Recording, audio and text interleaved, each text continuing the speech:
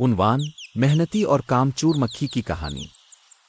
ایک گھنے جنگل میں شہد کی مکھیاں ایک درخت پر چھتا بنا کر رہتی تھیں۔ وہ ساری مکھیاں بہت محنتی تھیں۔ صبح سے شام تک پھولوں سے رس اکٹھا کرتیں اور اپنے چھتے میں شہد جمع کرتی رہتیں۔ انہی میں ایک مکھی گڈی بھی رہتی تھی۔ وہ ہمیشہ آرام کرتی رہتی، دوسروں کا مذاق الفاڑتی اور کہتی، تم لوگ کیوں اتنی محنت کرتی ہو؟ آرام کرو، زندگی کا مزہ لو۔ محنتی مکھیاں اسے سمجھاتیں، ہم آج محنت کریں گے تو کل ہمیں بھوکا نہیں رہنا پڑے گا۔ مگر گڈی نے کبھی ان کی بات نہ مانی۔ پھر سردی کا موسم آیا، پھول ختم ہو گئے، درختوں پر پتوئی جھڑ گئے۔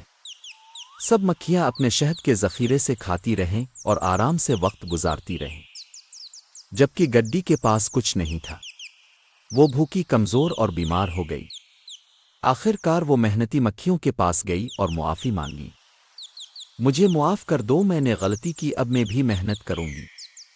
محنتی مکھیوں نے اسے معاف کیا اور شہد بھی دیا، لیکن شرط رکھی کہ وہ اب سے کام کرے گی۔